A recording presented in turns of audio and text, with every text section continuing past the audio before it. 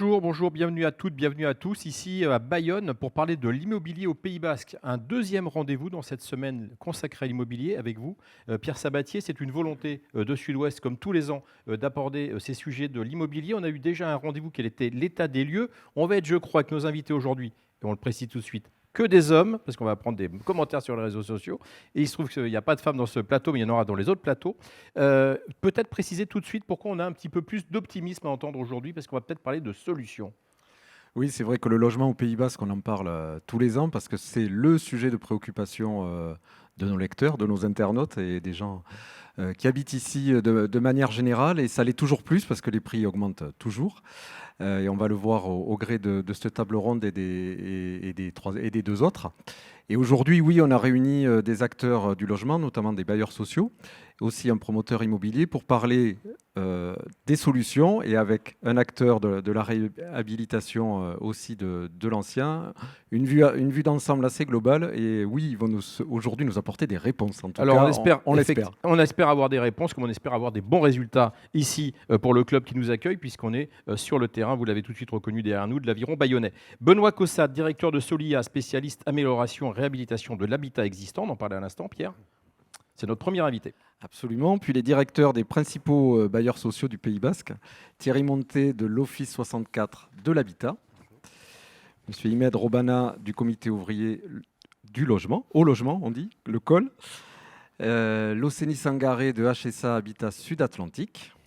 Et puis on a un promoteur, Pascal Thibault, vous êtes le représentant de la Fédération des promoteurs immobiliers du Sud-Aquitaine, donc un territoire où effectivement cette pression immobilière est connue, est très connue. Et puis vous êtes président de votre propre société immobilière, ADFIM. Je crois en plus que vous êtes un partenaire de l'équipe qui est derrière nous, donc vous êtes un peu chez vous ici. Allez Pierre, on va rappeler les chiffres clés de cette crise, parce qu'on l'a vu dans la première rencontre, qu'on peut retrouver, je le rappelle, sur les réseaux sociaux, sur le Facebook Sud-Ouest et évidemment sur le site Sud-Ouest, et puis dans les pages de Sud-Ouest toute cette semaine. En tout cas, on a déjà eu des chiffres, c'est bien de les rappeler, parce qu'il y a vraiment un territoire en forte, très forte tension. Oui, vous l'avez dit Stéphane, l'offre de logement neuf, elle a chuté de 50% en 5 ans. Alors que la demande, elle, a progressé de 22%. Si aujourd'hui on veut acheter un logement, une maison, si on est 4, une maison 110 mètres carrés, sur la côte, il faut un prix médian un peu plus de 500 000 euros. Pardon. Des chiffres qui avaient été annoncés déjà par les notaires dans notre première table ronde. Absolument. 240 000 pour l'intérieur. Et on va dire que le prix au mètre carré aujourd'hui, c'est 4 140 sur la côte et un peu plus de 2 700 sur l'intérieur de l'ancien. Alors, maintenant qu'on a fait un bon état des lieux, on va voir avec Thierry Monté, dans un contexte comme celui-ci, ce que peuvent faire les bailleurs sociaux, Pierre. Oui, c'est ça, parce qu'il y a des solutions. On a dit qu'on allait en parler. Est-ce que, Monsieur Monté, il y a des solutions adaptées par chaque logement ? Oui, effectivement. Parler de solutions, c'est aussi bien connaître le problème. Alors, il n'y a pas un problème du logement, je pense, mais plutôt des problématiques qui nécessitent une excellente connaissance des besoins de notre territoire, des besoins des populations.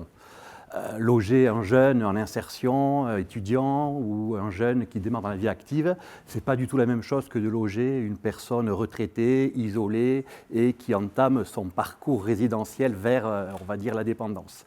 La force des bailleurs sociaux que nous sommes, c'est de pouvoir apporter une offre globale et de nous adapter effectivement aux caractéristiques et aux besoins. Alors, je ne vais peut-être pas vous parler de locatif ou d'accession.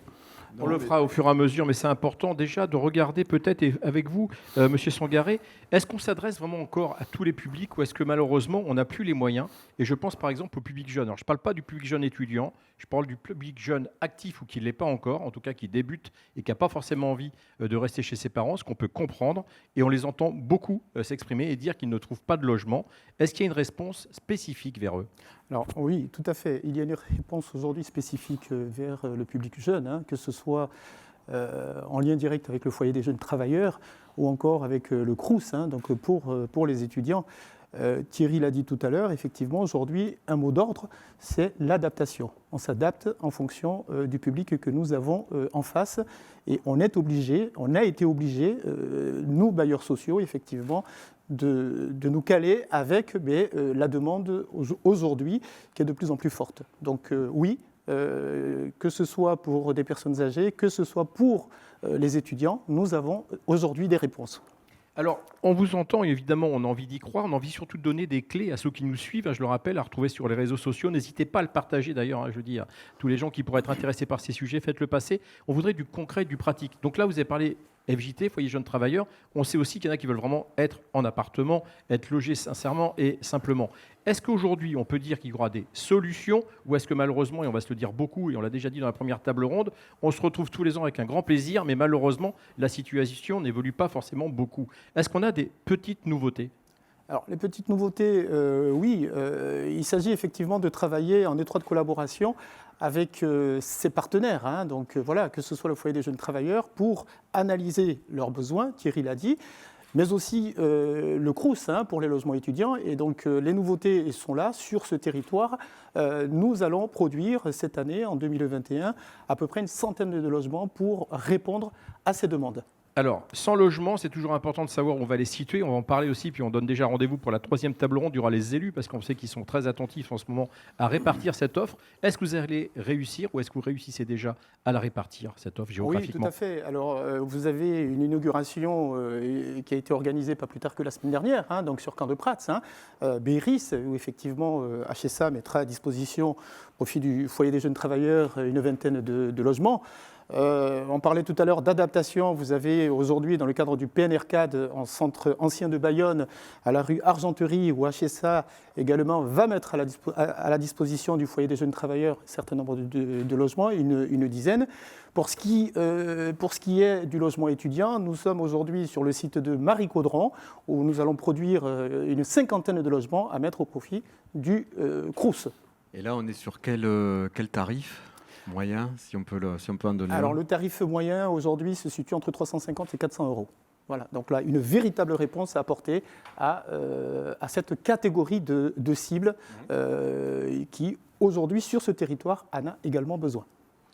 Alors, on va revenir assez rapidement vers cette question des jeunes avec nos autres invités. On est sur une autre solution possible, Pierre. Oui, avec M. Robana, au COL, vous avez été pionnier, on va dire, sur le bail réel solidaire, le fameux BRS que tout le monde, je ne vais pas dire s'approprie, mais en tout cas beaucoup en parlent à travers toute la France.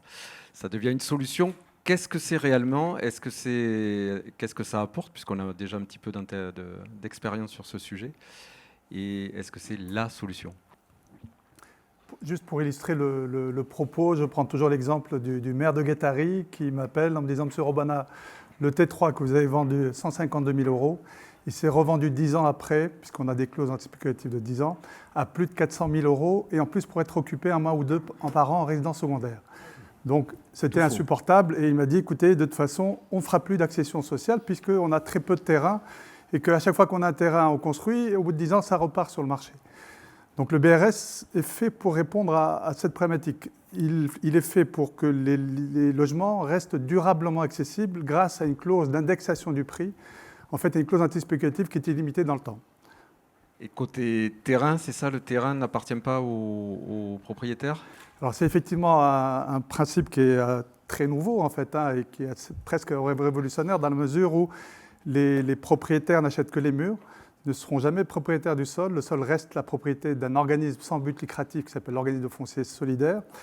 Et donc le prix du logement est beaucoup moins cher que le prix du marché. Hein. Là où sur certains secteurs on est dans les 7 000 à 8 000 euros du mètre carré, on peut sortir aux alentours de 2 500 euros. Donc vous dire qu'on peut sortir à des prix très bas.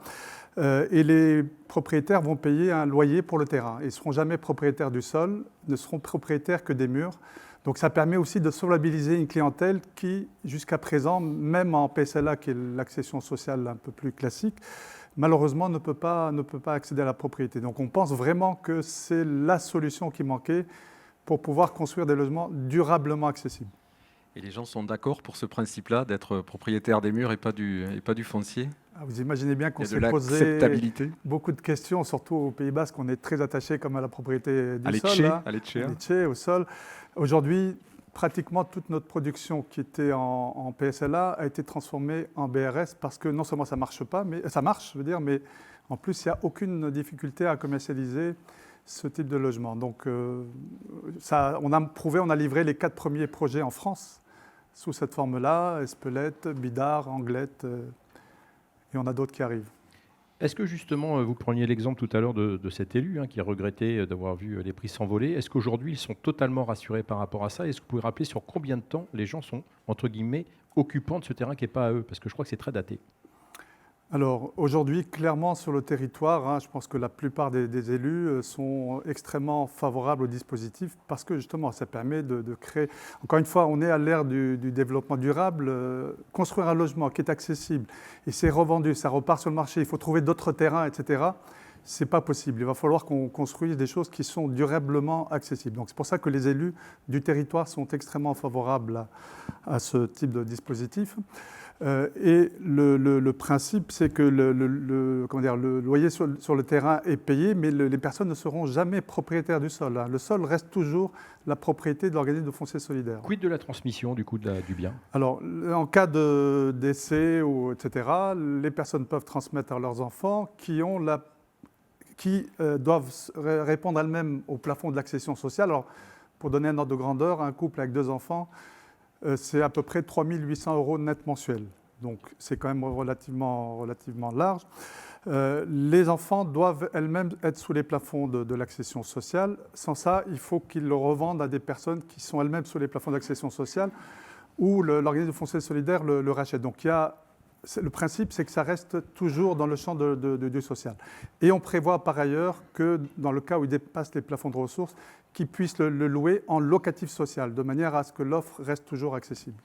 Justement, vous avez parlé de l'enthousiasme des élus, j'ai envie de parler des heureux élus, c'est-à-dire ceux qui vont avoir accès au logement. Est-ce qu'aujourd'hui, ils ont assez d'informations pour se précipiter, ou est-ce que vous êtes encore en train de faire, et ce n'est pas un vilain mot ici dans une réunion d'information, de la promotion et de la communication? Est-ce que c'est un message qui est encore compliqué à faire passer auprès des potentiels acheteurs? Je pense qu'avec l'ensemble de mes confrères, parce que le COL n'est pas le seul à en faire, ici on est plusieurs à en faire, que ce soit HSA ou l'office départemental.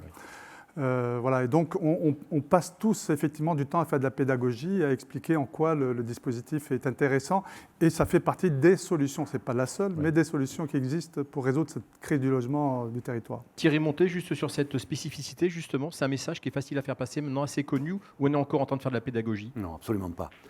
Au niveau des élus sur la côte basque, ils sont tous convaincus que c'est l'outil qui est complètement adapté à la situation actuelle. Pas que sur la côte basque. Sur la partie béarnaise, bon, c'est pas encore vraiment acté, mais bon.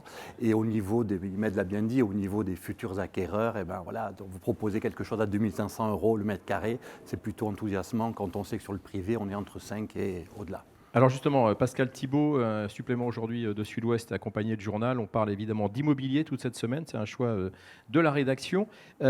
Si j'ai plus de 38 000 € de revenus, de 3 800 mensuels, pour reprendre le chiffre qui a été donné à l'instant, quelle solution j'ai dans ce supplément? On a pu lire que c'est ennuyeux parce qu'on a les deux extrêmes à la limite qui peuvent trouver des solutions et les intermédiaires qui ont de plus en plus de mal. Qu'est-ce que vous proposez aujourd'hui en matière de logement dit abordable? J'ai mis des guillemets. Oui. Qu'est-ce qu'on a comme solution? Et qu'est-ce que c'est le logement abordable? Alors, dit logement abordable, c'est un bon terme parce qu'il n'y a pas aujourd'hui de cadre réglementaire, en tout cas national, à ce segment intermédiaire d'accession. Alors c'est vrai qu'aujourd'hui, il n'existe pas officiellement, mais il est pratiqué dans plusieurs zones tendues. La plupart des grosses métropoles en France ont essayé sous forme de convention entre les politiques et les promoteurs de l'instaurer. Ici, il existe de façon très très sporadique sur la ville de Bayonne, un petit peu de bidard.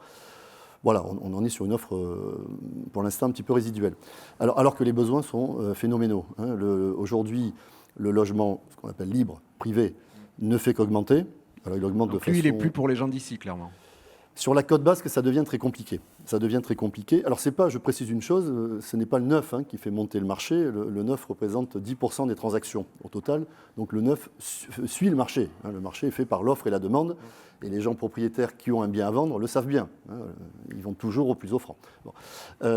Donc aujourd'hui, il faut arriver à produire, et ce qu'on essaie de monter avec les politiques, et les bailleurs sociaux, parce que je pars du principe qu'il faut une offre globale. Le locatif social, le BRS qui est effectivement un très bon outil, et une accession abordable avec un cadre réglementaire, c'est-à-dire qui permet de fixer les conditions de ressources, donc par logique au-dessus des plafonds PSLA, BRS, avec des conditions de ressources, des prix plafonds qui ne seront pas forcément identiques selon les communes, et évidemment une clause anti-spéculative. Sinon, ça devient et ça, on peut l'inscrire dans un contrat ?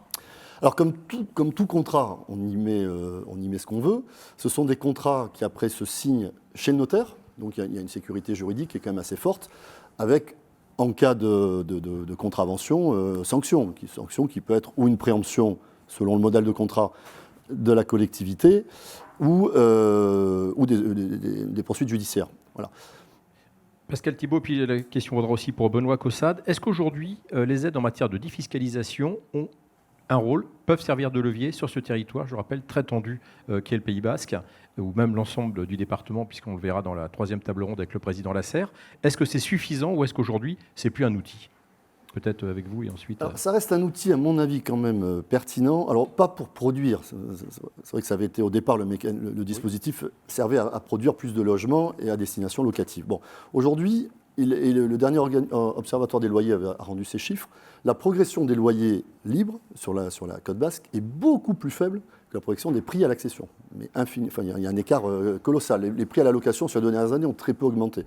C'est en grande partie dû à ce plafonnement des loyers liés au régime de défiscalisation. Donc il a au moins ce mérite, au-delà du fait de produire du logement, mais je vous rejoins, en ce moment c'est peut-être moins nécessaire d'avoir ces mécanismes d'incitation, mais il a le mérite de réguler un petit peu la location, le loyer locatif, le marché locatif. Benoît Caussade, sur cette question précise, justement. Ouais, alors moi, je ne suis pas tout à fait d'accord sur l'augmentation du prix locatif. C'est le prix locatif, nous, on voit vraiment qu'il a beaucoup augmenté. Alors, je pense que... Ce sont les chiffres qui ont été produits. Hein, oui, d'accord, mais n'empêche que sur le marché libre... moyenne, alors, après, sur le libre, je parle. Oui, marché libre, mais hors sortie, conventionnement Pinel, etc., je parle. Mais le marché locatif, nous, on le voit, parce qu'on traite quand même en tant que Soulia, donc on traite à la demande de gens... pas forcément en difficulté, mais qui sont en tout cas maintenant plutôt en difficulté d'accès au logement. Donc avant, c'était plus des gens en précarité, des temps partiels, etc.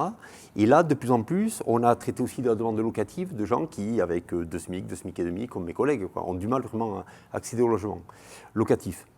Alors nous, on a créé, et ce n'est pas un outil miracle, hein, on a créé l'agence immobilière sociale.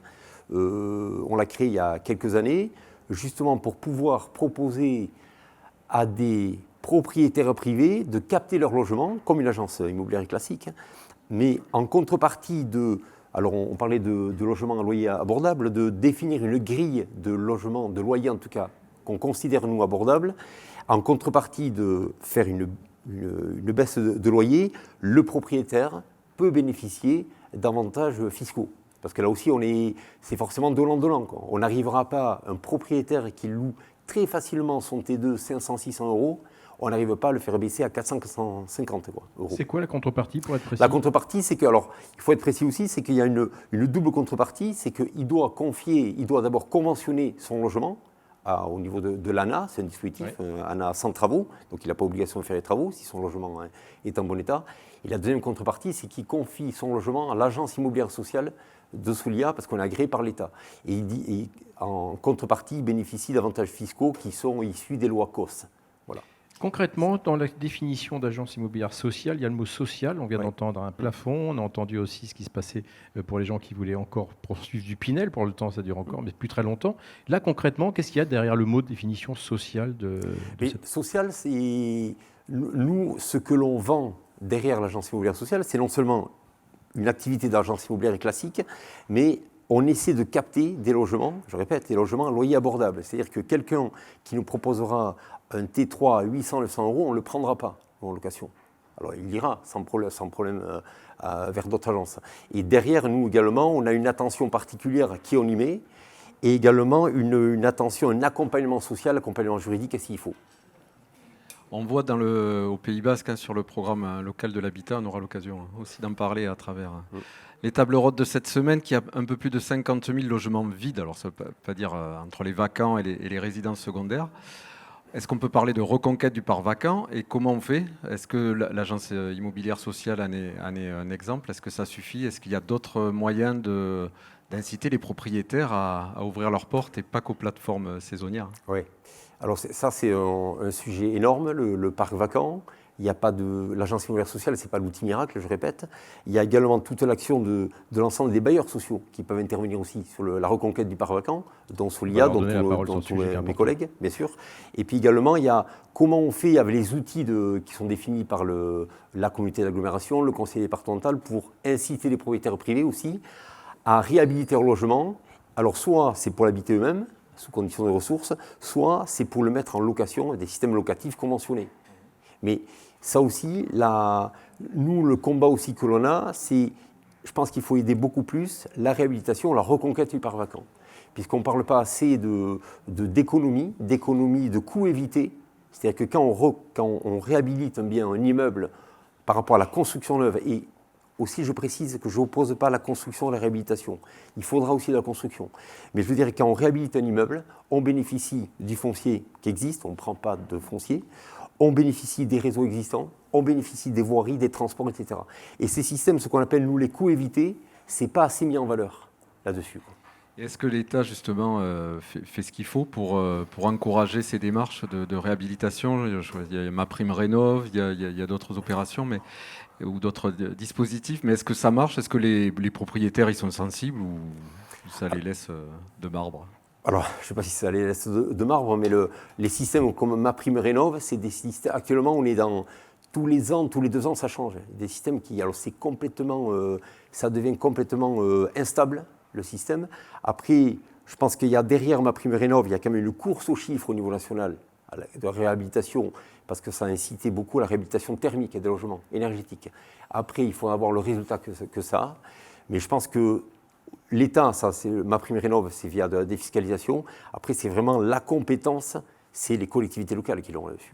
Alors justement, par rapport à ça, on va en faire un sujet important de la 3e table ronde. D'ailleurs, on vous dit tout de suite qu'on vous demandera une petite question ou une suggestion que vous voudriez faire passer pour la 3e table ronde. Donc on vous fera un tour de table tout à l'heure. Moi, j'ai envie d'entendre justement les bailleurs sociaux par rapport à ça. C'est-à-dire comment je vais reconquérir, aller chercher des terrains pour compenser ce foncier que j'ai pas, ou aller chercher du construit. En tout cas, comment je vais pouvoir trouver des nouvelles solutions pour aller apporter, on a entendu tout à l'heure, du logement social sur le marché, quand on a de moins en moins de fonciers disponibles et que c'est de plus en plus compliqué. Donc, qu'est-ce qu'on a aujourd'hui comme outils? Et est-ce qu'ils existent ou est-ce qu'il faut les développer? Monsieur Sangaré. Alors, les outils existent pas forcément, mais je pense que c'est la réflexion qui nous conduit à un moment donné à trouver des solutions. Le sujet de la réhabilitation est un véritable sujet. Voilà. Très souvent, on parle de la production neuve, mais il est vrai que la réhabilitation de l'existant est un sujet. Pour vous donner un chiffre simple, en 2020, Habitat Sud-Atlantique a attribué 522 logements. Et sur les 522 logements, 80% existent déjà. Donc c'est une véritable réponse à apporter. En ce qui concerne, je dirais, la production enfin, je dirais que l'une des réponses, c'est la densification. On a un exemple aujourd'hui sur lequel nous sommes en train de travailler avec la ville de Bayonne, c'est la Citadelle. La Citadelle, pour ceux qui ne connaissent pas, c'est une résidence d'Habitat Sud-Atlantique de 241 logements qui date de fin des années 60. Qui aujourd'hui ne répond plus aux critères d'habitabilité actuels. Et donc nous avons fait le choix, sur la rive droite de Bayonne, c'est ça. Nous avons fait le choix, effectivement, avec la ville de Bayonne, de procéder à la démolition de l'ensemble de ces logements et à la reconstruction, à une densification, en maintenant à la fois le nombre de logements locatifs, en proposant une offre nouvelle, du privé, mais aussi de l'accession, et on passera effectivement de 241 logements à 500 logements. Donc oui, les solutions existent, oui, les politiques essaient avec nous de travailler sur ces sujets-là, mais je crois qu'en plus de la production neuve, il faut effectivement travailler sur ce parc existant. Un petit chiffre, sur les 10 prochaines années, HSA injectera 10 millions d'euros. Non, 100 millions d'euros, pardon, excusez-moi, ce n'est pas pareil, c'est pratiquement 10 millions par an, donc 100 millions d'euros pour entretenir ce parc neuf, parce que les résidents en ont besoin. Thierry Montet, justement, reconstruire la ville dans la ville, densifier, c'est la seule solution qu'on aura ici au Pays Basque comme ailleurs? À mon avis, c'est une solution qu'il faut envisager avec beaucoup de sérieux. Aujourd'hui, principalement, nos interventions sur les bâtis existants, c'est plutôt en rétro-littoral et à l'intérieur du Pays Basque. Mais comme les choses changent et la tension est telle sur la côte qu'on commence à avoir des projets sur nos propres résidences où on va raser 8 logements pour en faire 40 à la place. Voilà. Donc effectivement... 8 pour 40 et 250 pour 500. Donc il y a quand même des programmes qui s'annoncent. On fait la même chose au col ou Oui, effectivement, je pense que, encore une fois, on est dans une période où il va falloir moins consommer de terres agricoles. Donc, à un moment donné, s'il faut loger les gens, il va bien falloir trouver des solutions. Donc, je pense qu'il faut continuer à construire. Je pense que on ne peut pas dire qu'on ne construira plus, c'est absurde, en fait. Hein. Je pense que, compte tenu des besoins et de la demande. Par contre, il faut faire de plus en plus de ce qu'on appelle des acquisitions-améliorations, c'est racheter des logements ou des bâtiments et qu'il faut réhabiliter. Et là encore, le BRS peut être aussi une solution parce que malheureusement, ce type de projet nécessite, pour que le modèle économique fonctionne, des aides publiques. Et grâce au fait que ces aides publiques vont vers du logement durablement abordable, on va pouvoir, je dirais, mobiliser les collectivités pour le faire.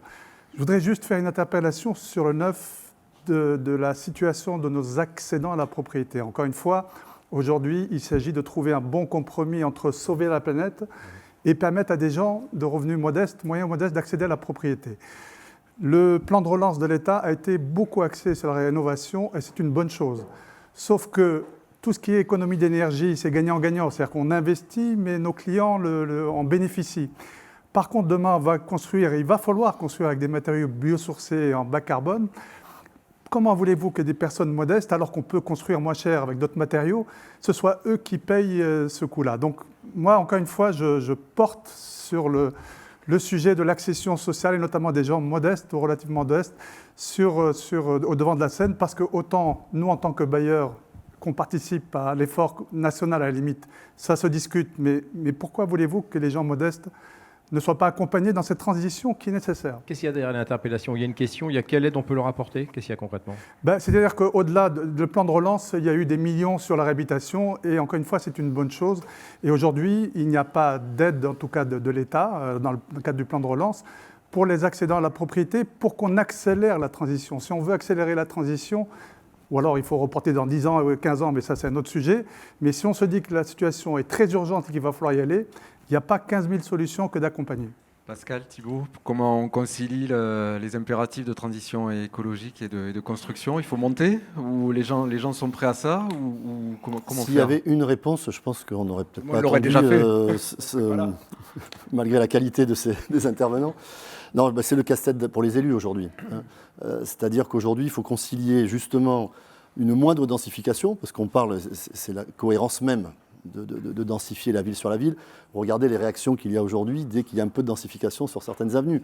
Donc la population en elle-même est hostile à la densification. Beaucoup de recours.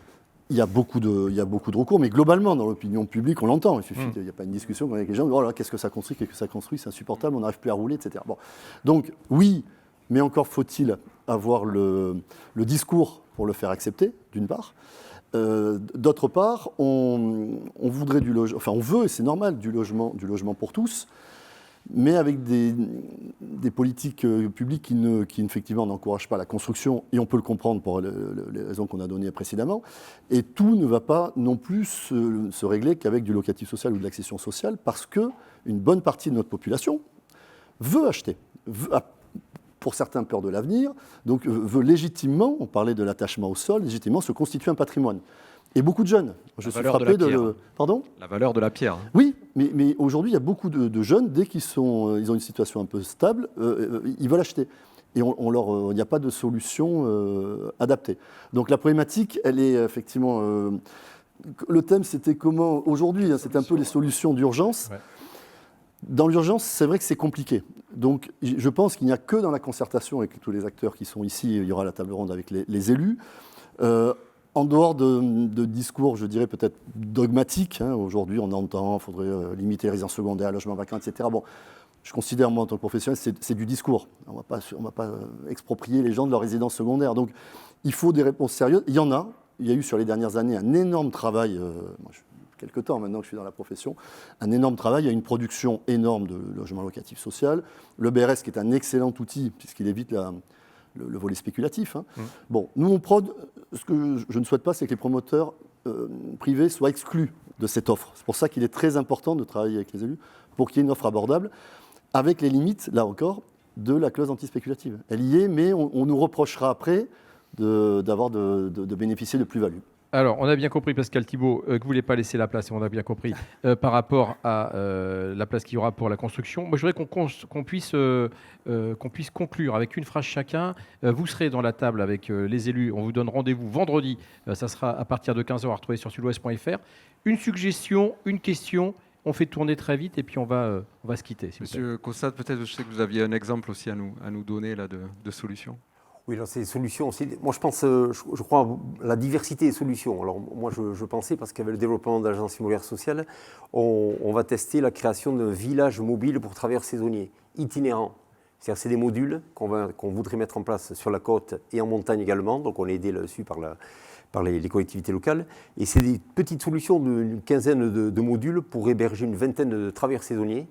Et c'est des choses comme ça qui ne prendraient pas de foncier et qui répondraient aussi à une grande question aussi, comment on loge les travailleurs saisonniers également. Des petites solutions. Je pense que vous n'êtes pas les seuls à vous poser la question sur la très belle région Nouvelle-Aquitaine. Allez, une deuxième suggestion ou une question avec vous, s'il vous plaît. Moi, la proposition serait que, compte tenu de la très forte tension sur le logement, on ne peut plus fonctionner les uns contre les autres. Moi, l'idée, c'est qu'on se mette vraiment tous autour de la table, tous les acteurs, promoteurs. Enfin, je pense qu'il ne faut pas diaboliser les choses, et parce qu'on a besoin de tous pour pouvoir réussir, en fait. On termine avec vous deux ? Qui commence ? Allez, une proposition, je rejoins une question. les propos d'Imed. Donc, si j'avais un message à faire passer aux politiques, c'est qu'on ait une stratégie globale, qu'on soit tous autour de la table, que ce soit les bailleurs sociaux, les promoteurs privés, les établissements publics fonciers, et ayant une stratégie foncière déjà pour pouvoir envisager l'avenir plus sereinement, mais il y a vraiment du boulot. Allez, c'est vous qui avez le mot de Moi, la je fin. dirais simplement une action publique forte. On le voit aujourd'hui, à partir du moment où la collectivité reprend la main sur un certain nombre de sujets, on a des réponses. Deux exemples, Beauvéro, on a réussi sur un programme important, Anglette, à répondre à plusieurs demandes à la fois, du libre, de l'accession sociale, de l'étudiant. Et prochainement, le Prissé, 350 logements, où on arrive effectivement à Bayonne à concilier l'ensemble des enjeux dont on a parlé aujourd'hui. Très bien, en commun, travailler ensemble avec des projets, des idées, c'est ce qu'on vient de faire. Pierre Sabatier, c'est grâce à vous, grâce à la rédaction de Sud-Ouest. On va conclure cette deuxième rencontre. On donne rendez-vous demain, vendredi, pour le troisième rendez-vous qui sera consacré à la parole des élus, justement, puisqu'on les a invités. Ils vont répondre certainement même aux propositions que vous leur avez faites. On vous conseille évidemment toujours, mais encore plus aujourd'hui, de lire Sud-Ouest, qui est un supplément spécial immobilier ce jour même, qui a été réalisé avec votre équipe, Pierre. Et puis on se donne rendez-vous peut-être pour l'année prochaine pour voir si ça, cette fois, évolué. Merci à toutes, merci à tous.